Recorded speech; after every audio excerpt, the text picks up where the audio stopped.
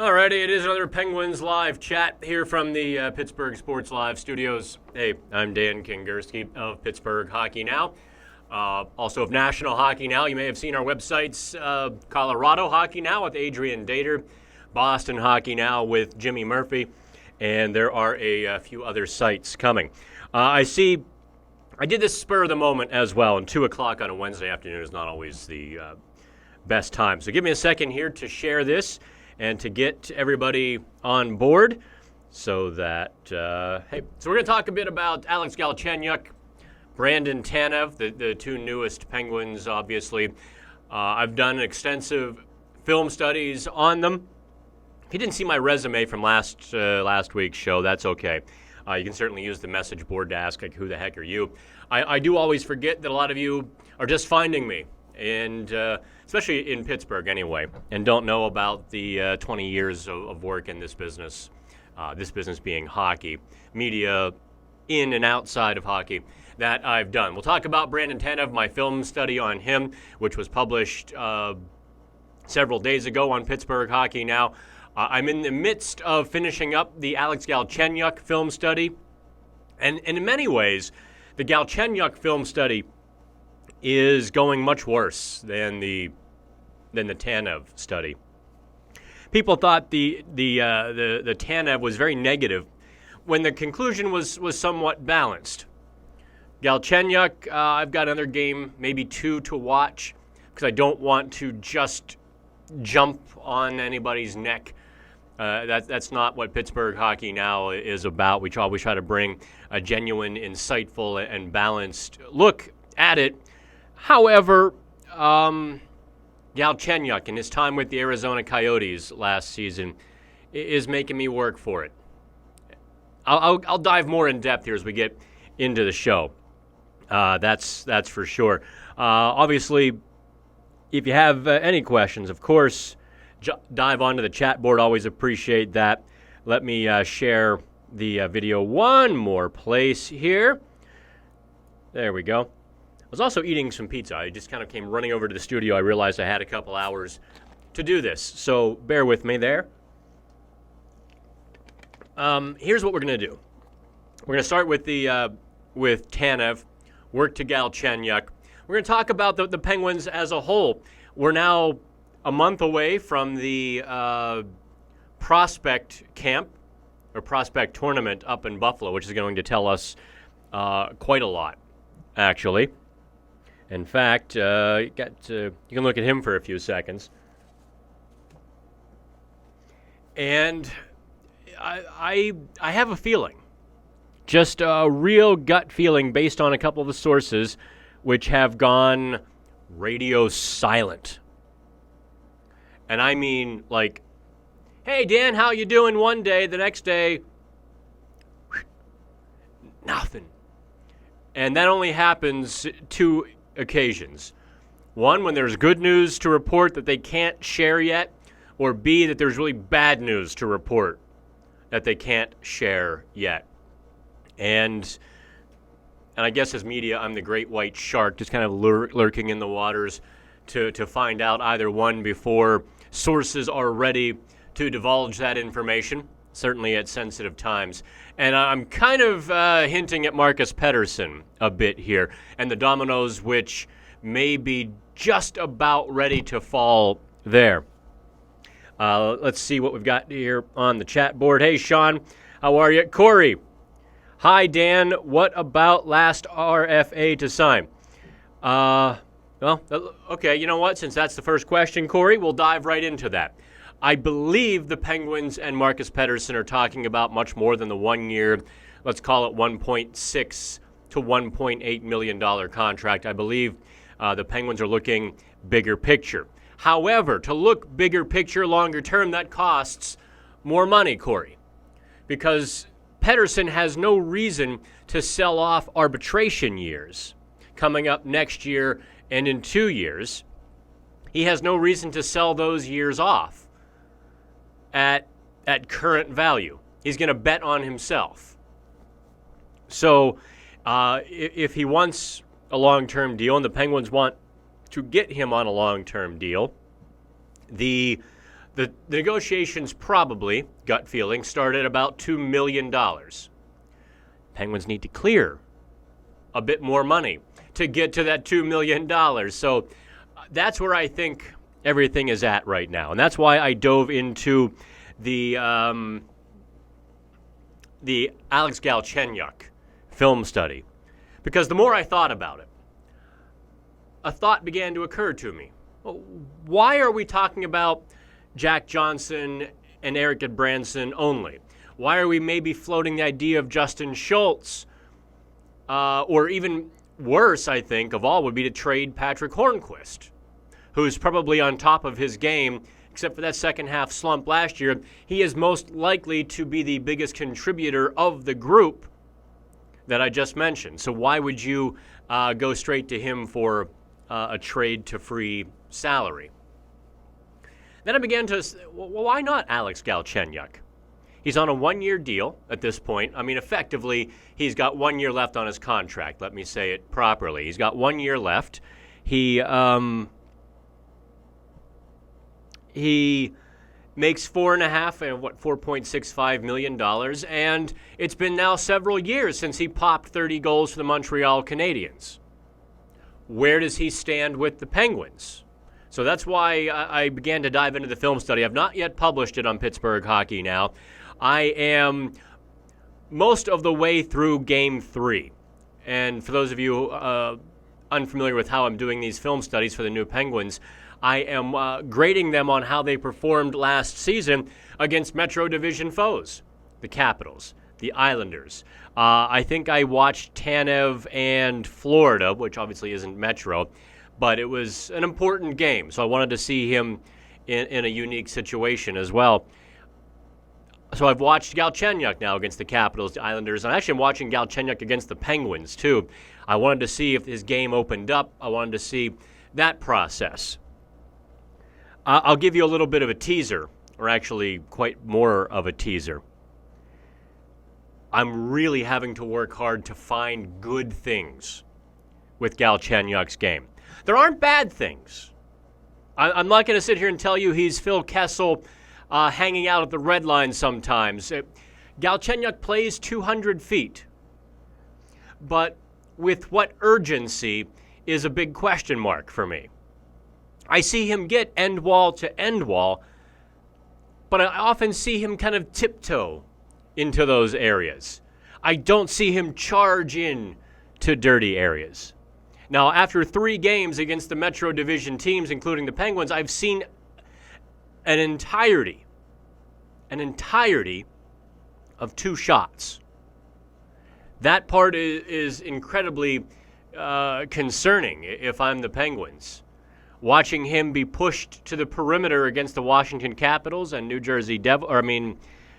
York Islanders, watching him get pushed to the perimeter. And, and not being able to do anything about, or not doing enough about it, not creating scoring chances, not really helping his team. I begin to wonder if Galchenyuk is the guy who's the odd man out of the Penguins, and what would they be missing? I have to tell you right now, after 3/4 done with the film study, he'd be the guy that I'd be shopping. I'd be really shopping Alex Galchenyuk. There's potential there. I mean, you don't score 30 goals in the NHL by accident. And so I'm wondering, and the Penguins, I assume, did more than 4 or 5 games, which is all that I'm doing. I assume they maybe spent a few days going through Galchenyuk film. And by days, I mean 8 hours a day. I assume they did more exhaustive than I did, and they maybe looked back at what he's capable of. I'm just looking at what he did last year with the Arizona Coyotes. And Rick Tocchet was trying to juggle him around a little bit. He played some center, a lot of the wing. He played down the line with Nick Cousins. I think that was Arizona's second line with the injuries they had. But then he was with Clayton Keller later in the season against the Penguins as well. He saw some time on the ice with Clayton Keller, who was Arizona's leading scorer last season, but only had, I think, in the 40s I don't think he cracked 50 points.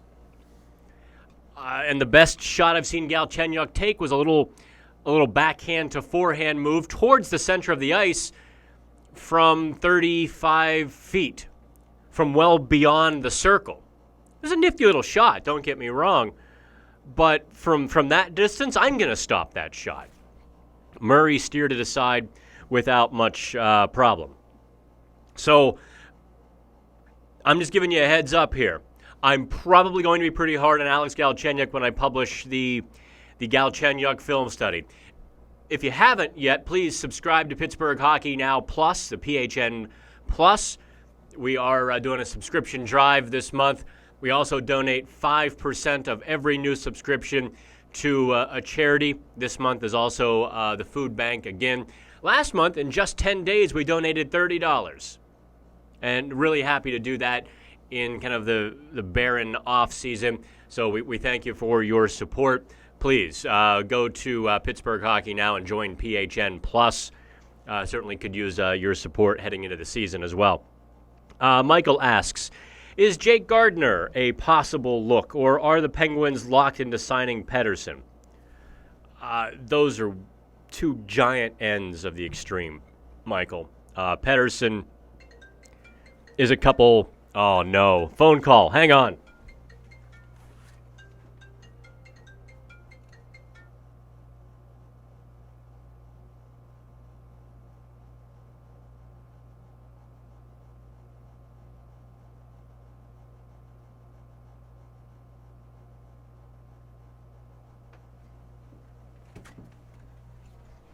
All right, so I had to reset everything.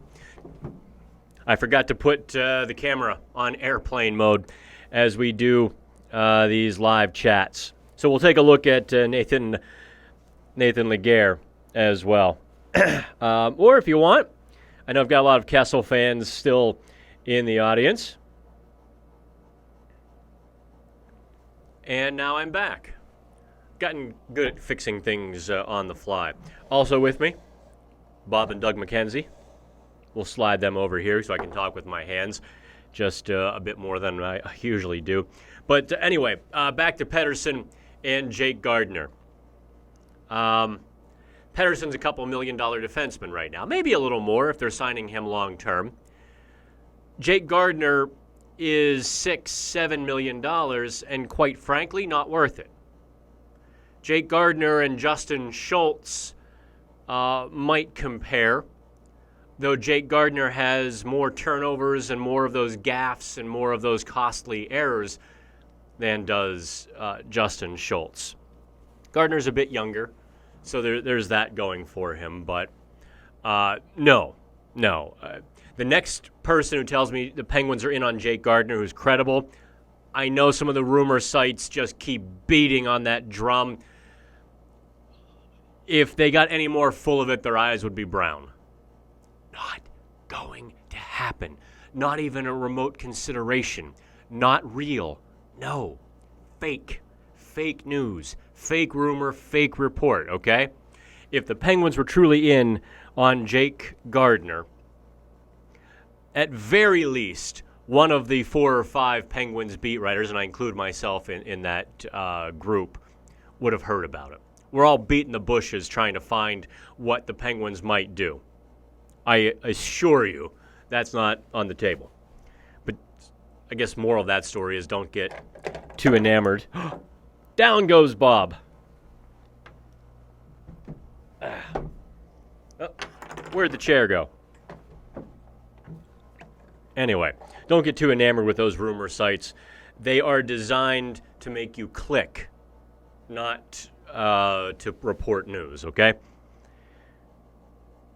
Let's see here. Galley is often labeled as a poor man's Phil Kessel on another Penguins hockey site not named PHN. Actually, I think that was us that first coined that, by the way. Rennis. I think that was me. Anyway. Just curious as to your thoughts. I'm more positive. My thoughts on Alex Galchenyuk are not very positive in this moment. Really, they are not. Poor man's Phil Kessel. I haven't seen enough offense from Galchenyuk yet in my video session. And I hope you understand that's I'm not putting anybody else's opinion down, but I'm going to give you the most informed technical opinion on Galchenyuk here coming up very soon in hopefully the next several hours. I'm doing this instead of finishing the column, actually. Galchenyuk should have less of a toxic effect than Kessel did. Absolutely. That alone should be an upside. Yeah, I think where I'm at with Galchenyuk right now is he's got potential. That can't be discounted. What I'm seeing on film with Arizona, he wasn't playing around wildly talented players. And playing with a Malkin, even a Bukestad, who is deceptively quick and deceptively talented with the puck. I don't think he'll play with Crosby, but even playing with a bit better players, we might see a better Galchenyuk. I can't discount that possibility.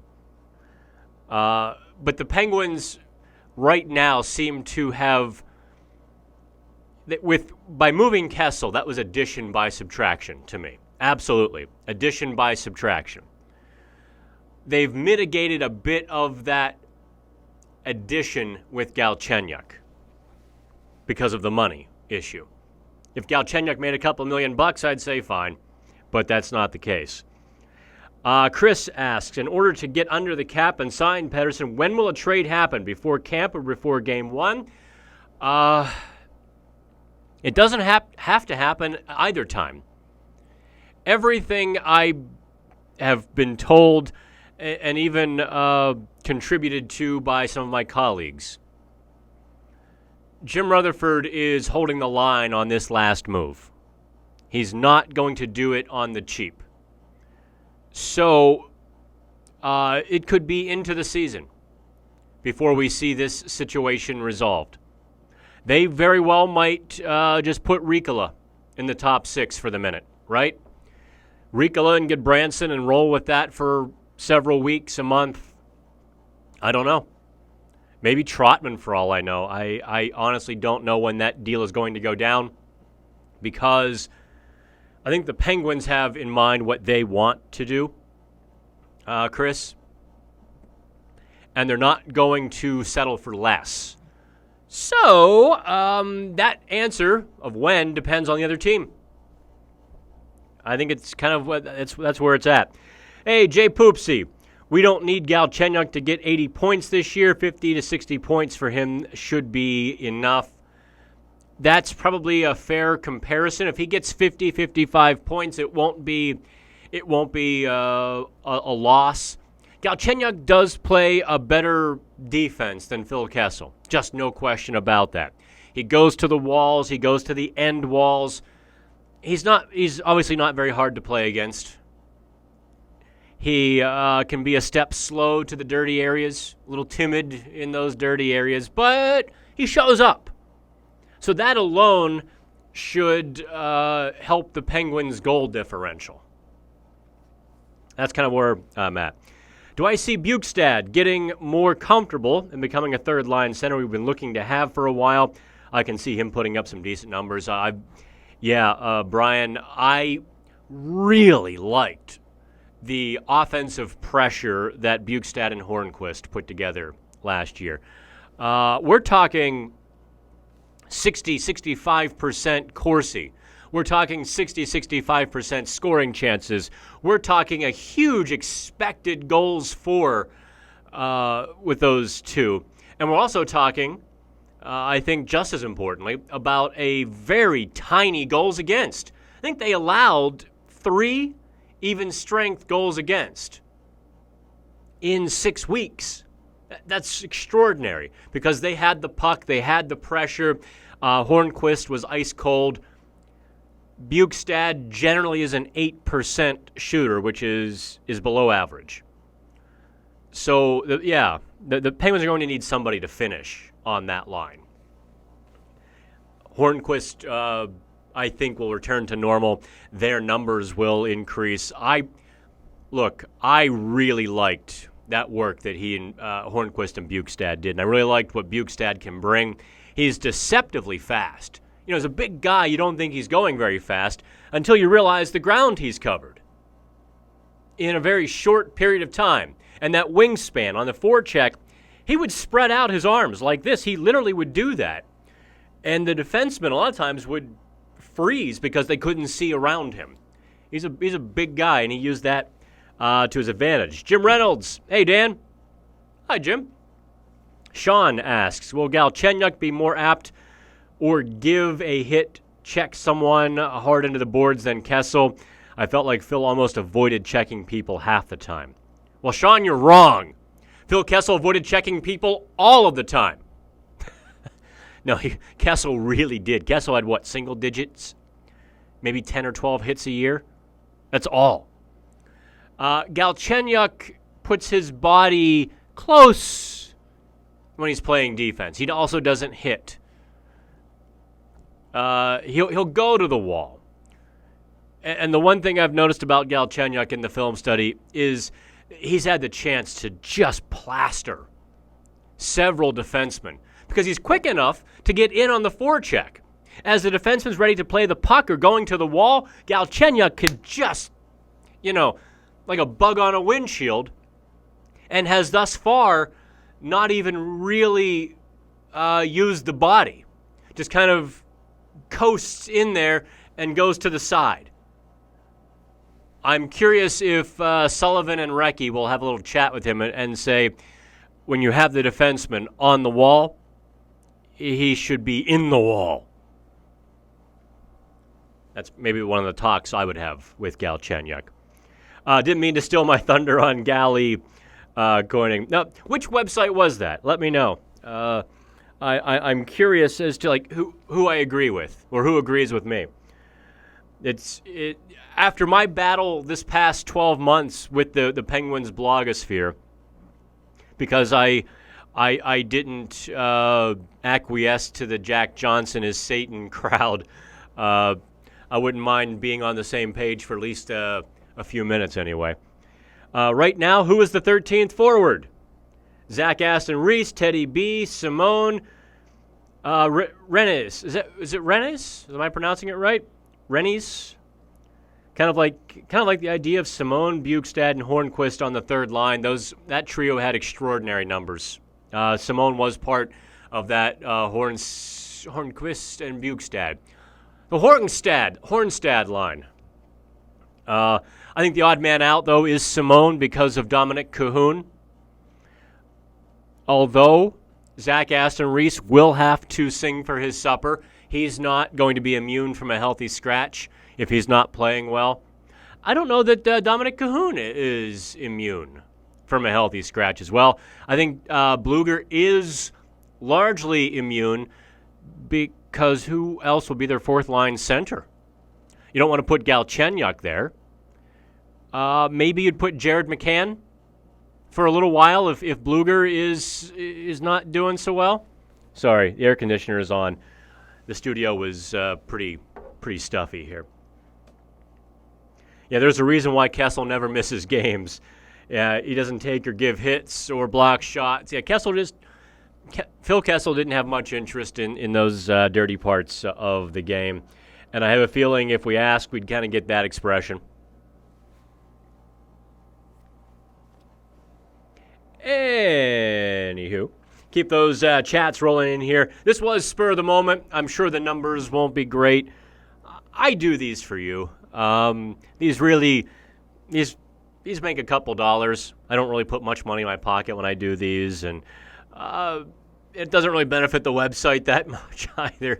I do enjoy it, though. There's no question about that. I really do enjoy that. Do me a favor, like and share the videos while I've got you here. Click on that like button, or if you click on the thumbs down, the rule is you have to tell me why. Won't bust on you. You just have to tell me why if you click on the thumbs down. Not really familiar with Cahoon yet. Does he have more finish than Simone? I think some of the optimists say yes.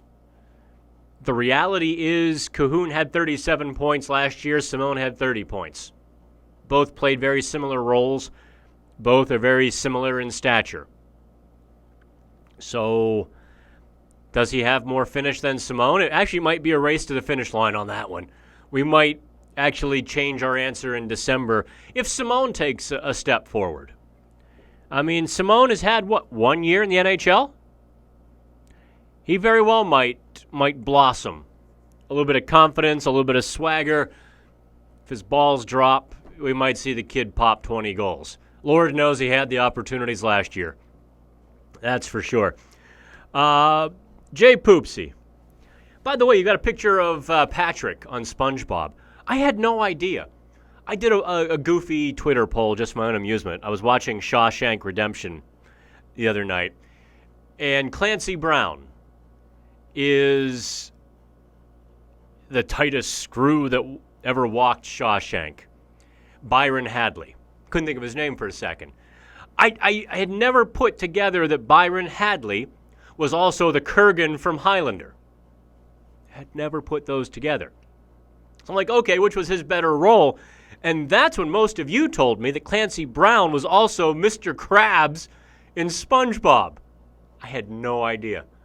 It was pretty fantastic to me to find that out. Clancy Brown did a guest spot on the Goldbergs, because the guy who does the Goldbergs was a huge Highlander fan and loved Clancy Brown with that. So what'd they make, Clancy Brown the gym teacher or something, that episode? When they did a whole Highlander montage. Anyway, you didn't need to know all that, did you? But aren't you glad you did? See, we are here on Pittsburgh Sports Live talking about 13th forward. Let's talk a bit about Zack Aston Reese, because here is a kid I think can score 25 goals. He just keeps getting better. Each of his hot streaks, or each of his runs gets better than the last one. Then he gets hurt.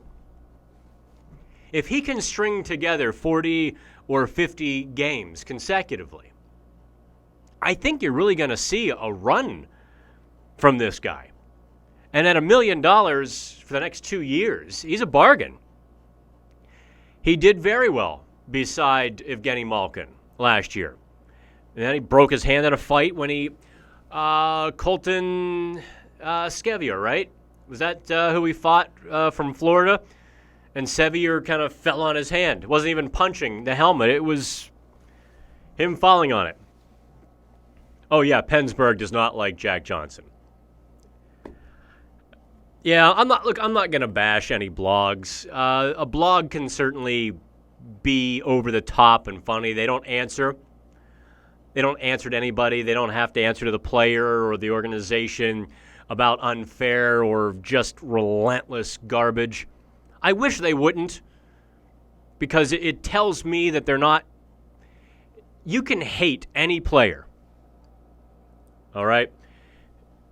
You can absolutely bag on any player if you only harp on a few negative aspects.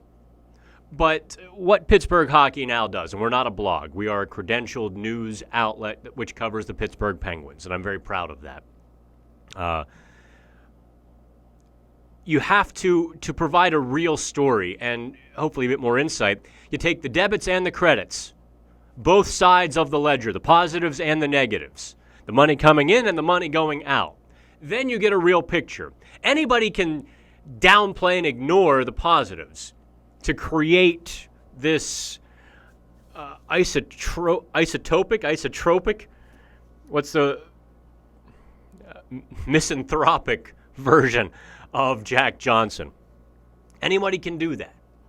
That doesn't take great skill to go there, and I kind of wish a lot of people be a bit more responsible about that, because it just got so far out of hand. Anyway. Okay, let's see here. Yep, Mr. Krabs' voice was Clancy Brown. I'll have to watch those movies again and listen for Mr. Crab. Although I don't think I want to do that. I don't want either Shawshank or the Highlander ruined by hearing Mr. Crab. I just don't. Maybe I'll watch SpongeBob and listen for the Kurgan. Happy Halloween, ladies. That church scene in the Highlander. I know a lot of you are under 40 in the audience, and the Highlander was, 82, 83? It's kind of before my time, too. I saw it later. If you can handle the guy who plays the Highlander, Christopher Lambert, who essentially walked around the movie as this torn and forlorn, sad character fighting to be the last one, but doing so in dirty Reebok tennis shoes. Great wardrobe choice there, kids. Trench coat, sword, and dirty Reeboks. Just seriously, you're in New York City. Walk over to Macy's and buy a pair of shoes, would you? Come on. The guy's 400 years old. He's an antiques dealer wearing dirty Reeboks. I digress. But the Kurgan was an extraordinary character. And they painted themselves in a corner with the first movie because they ended it. They came to a satisfying and wonderful conclusion.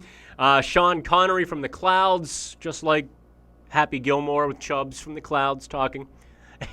and they're you know what? People like that movie. Let's do a sequel. Oh, crap. How do we do a sequel? Make something up. Make them aliens. So I hate to have ruined Highlander. Who would you trade, Dan, if you were in the position to trade Eric Goodbranson or JJ? Devin Rules 22. I'm going to slap you. I'm just going to I wouldn't trade either of those guys unless I had a suitable replacement lined up. And I've kind of been over this, that to pull one piece out of the Penguins' top 6 defensemen would be to tumble that Jenga tower. It's not the best defense in the league. It is good enough. And to pull any one piece out of where it currently sits would be to topple that tower. So they can trade Jack Johnson if they have a stay-at-home net-clearing guy to plug in on that left side. They can trade Eric Goodbranson if they've got somebody who can man that right side, a right-handed shot, who can provide some pushback somewhere. Maybe you get a second pairing left-sider, who doesn't mind getting his knuckles dirty, or can do that, and then you can add a more offensive guy on the third pairing in Goodbranson's place, or but it's such a difficult task right now. I will tell you, the guy I would trade right now would be Alex Galchenyuk. I think that's where I'm sitting at this point. If I had the big chair, I'd be looking to deal him and trying to get a couple or a few $1 million guy with a bit of offensive upside. I almost said the name Lee Stempniak from 7 or 8 years ago, but maybe a bit better than Lee Stempniak. But you kind of get where I'm going with that. A bit better than a Blake Como type who was around in 2010 and had his career year with Evgeny Malkin.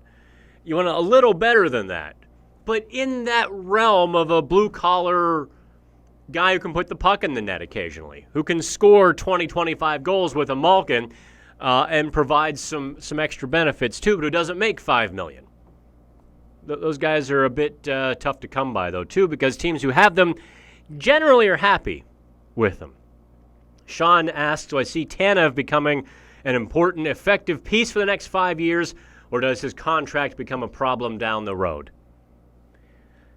Those are two very separate issues, aren't they?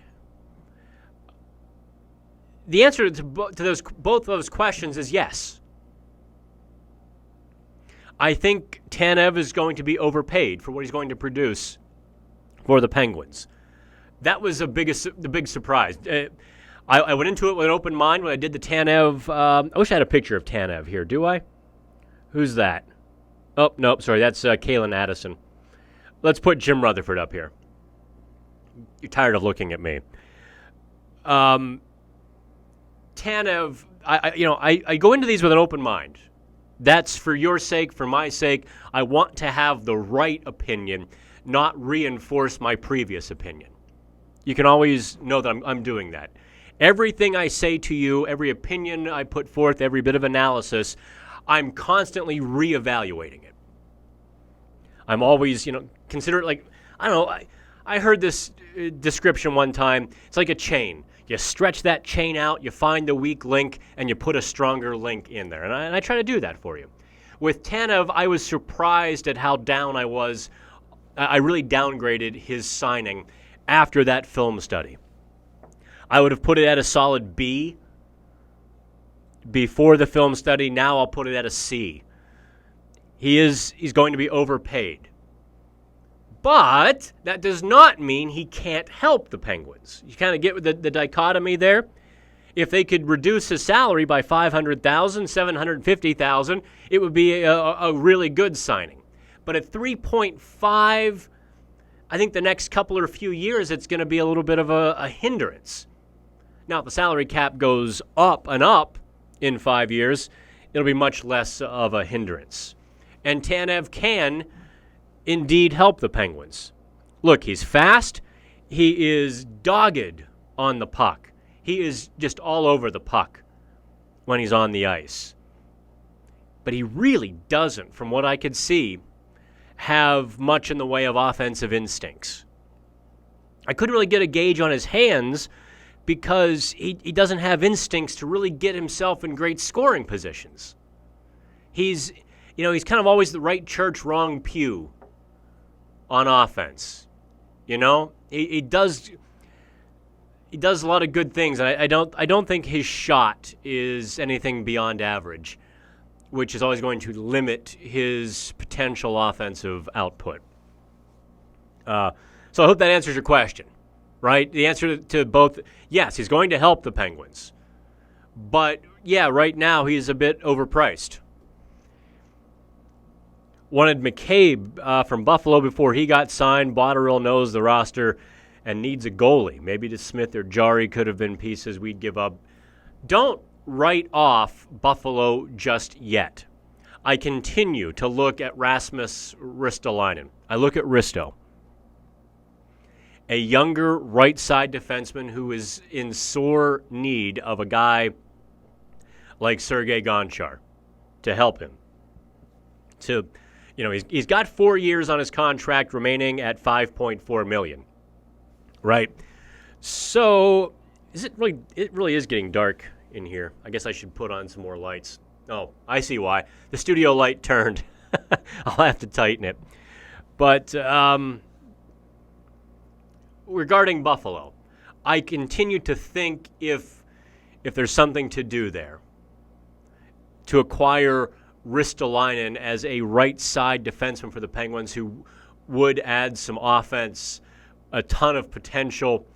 Buffalo is over the salary cap, mind you. Right now, they are also over the cap.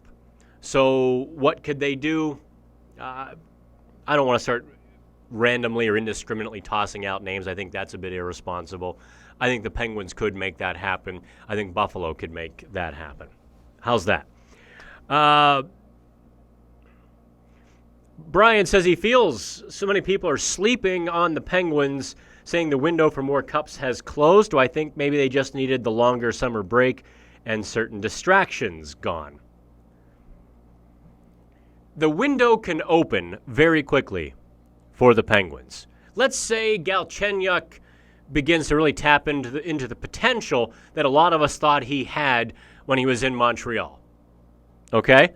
Let's say he begins to tap into that hidden strength all humans possess, and suddenly an accidental overdose of gamma radiation alters his body chemistry. If you know where that's from, I deserve a like, okay? Don't make me angry. You won't like me when I'm angry.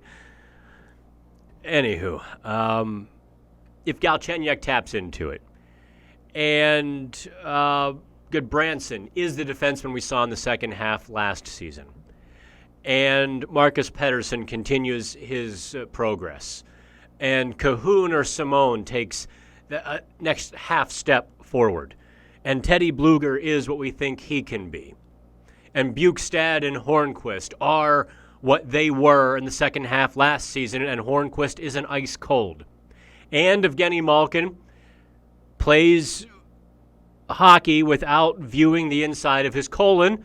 Those are all realistic possibilities. If several of those happen, the Penguins are going to be a very stout team. and then you can start to tinker around the edges. Then maybe you add a scorer, or you add a piece that you need that can put you over the top. That's what I think could happen to the Penguins. I definitely think they're going to be infinitely coachable this year, which Mike Sullivan has to be just smiling like a butcher's dog.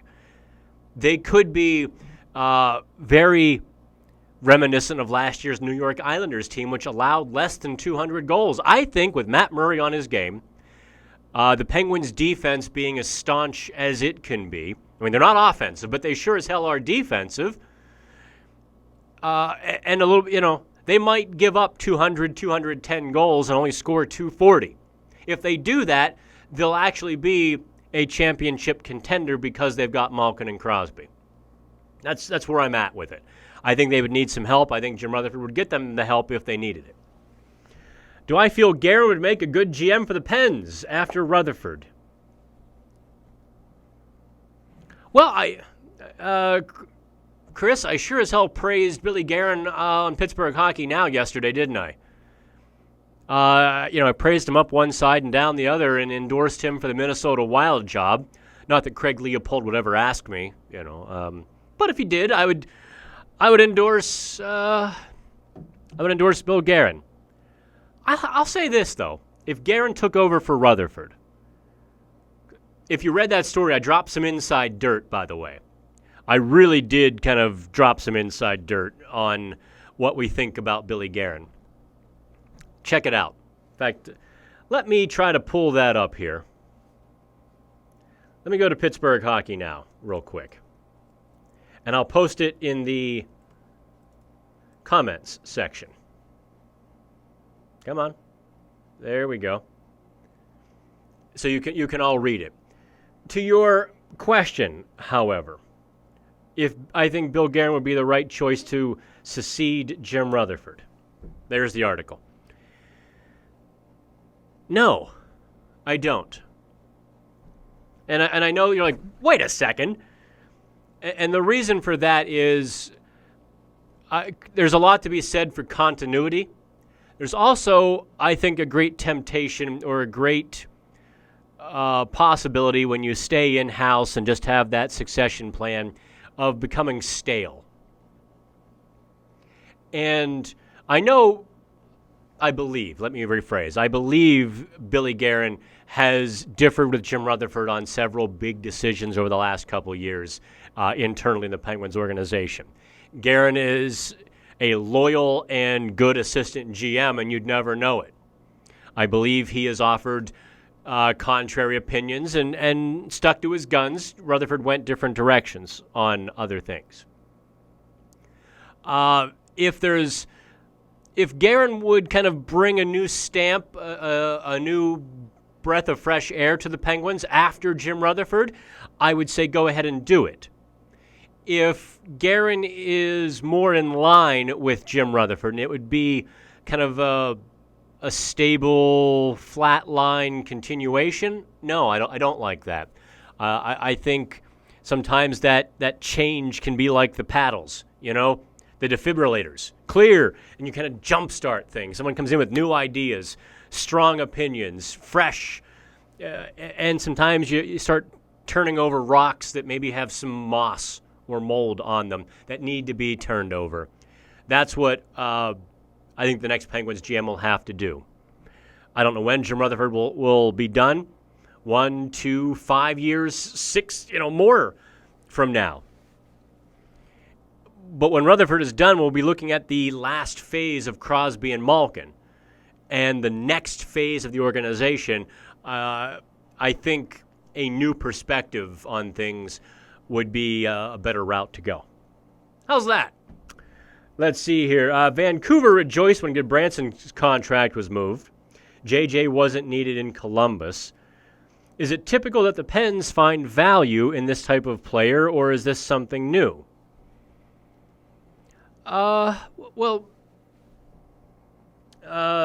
Tomas V., I will say this about Jack Johnson in Columbus. At the end of his tenure, things had kind of come to an end.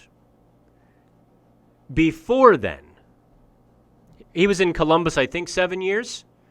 until 6.5 years, until he hit 6.5 years, Jack Johnson was a very valued member of Columbus. He actually is given a lot of credit internally and some externally. And the best comparison I can make, I think, for Pittsburgh fans is to the attitude adjustment that A.J. Burnett gave to the Pittsburgh Pirates. Burnett gave the Pirates a bit of swagger and a bit of bravado and guts. Johnson gave that to Columbus. He and Tortorella kind of formed a nice coupling. Whether or not they got along great, I don't know. Actually, I think that was maybe why Tortorella was so hurt at the end, is because they did have a good pairing. Johnson is a Tortorella kind of guy, a hard nose, you know?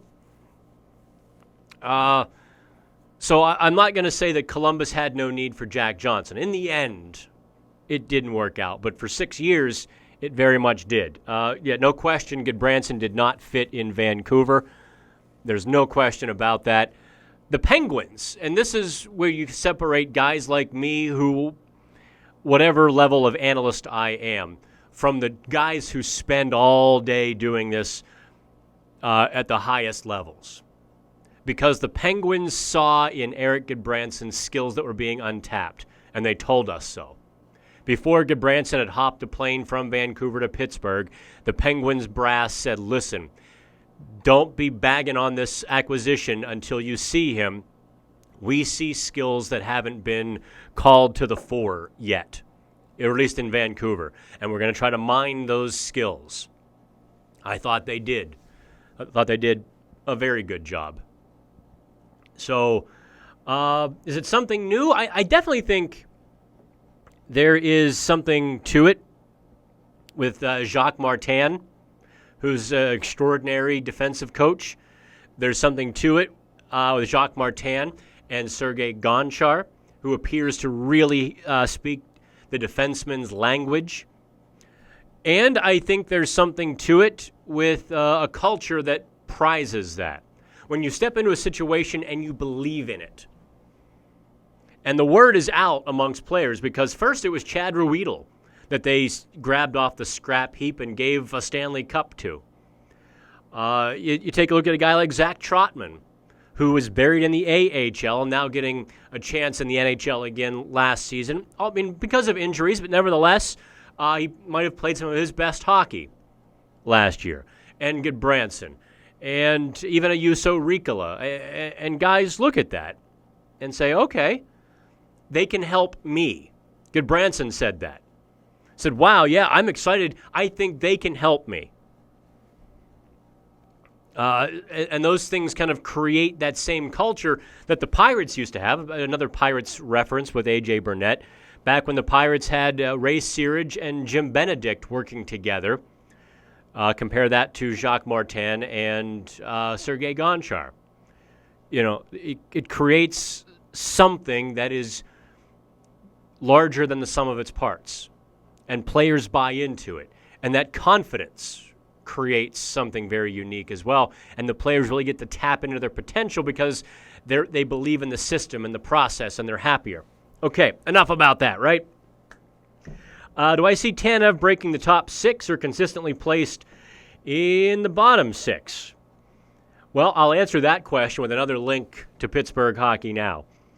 Where is my Tanev? Here it is. Here's my Brandon Tanev film study. So do me a favor, if you don't already subscribe, I'm posting that in the links here. Now let's call it Tanev Answer. All right, Sean, the link I just gave you is as absolute much information as anybody else will give you, probably combined, on Brandon Tanev. Go through that nuts and bolts, and you will feel like you know Brandon Tanev by the time I'm done with you, okay? Just go through that. I don't want to go through the whole thing. What I saw from Tanev on film was a guy who was fast, was a guy who was tenacious on the puck. He was, as a forechecker, as a back checker, he really just got after it. but with the puck and playing in space and finding spaces and creating offense, I thought he was below average. So I do not believe that we're going to see a guy who can score 45 points. Might he get some spot duty in the top six? Sure. They might give him a shot with Malkin on that left wing to go fish out some pucks and play a fast, gritty game. They might try that.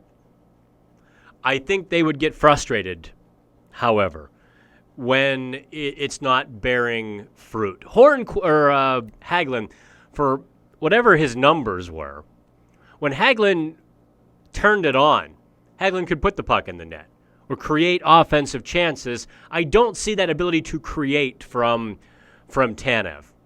In fact, we showed one clip, Sean, where Tanev had a clear path to the goal in the slot on his forehand. It essentially became a 2-on-1. And all he had to do was keep the puck on his stick and keep going in the direction, towards the slot he was going, and he would have had a clear rip from the hash marks. And instead he gave the puck back to the guy on the wing, and he missed the pass to boot. So it was really a squandered 2-on-1 kind of opportunity. And I think, I think the Penguins would make a change sooner than later on that. Do I still offer a discount for chat members for the PHN? Yeah, you know what? I kind of discontinued the discounts, but tell you what, Sean, DM me, okay?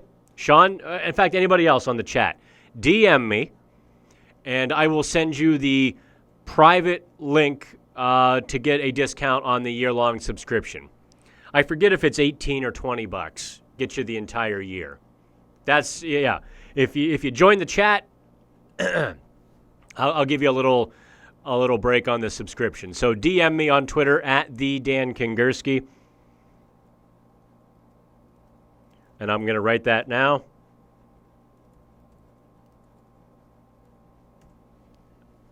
Okay? I feel like I'm I'm kind of, my voice is wearing out, or whatever it might be. Maybe you want to stare at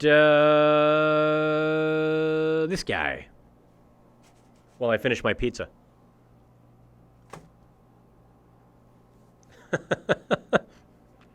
Now Jim Rutherford is watching me eat.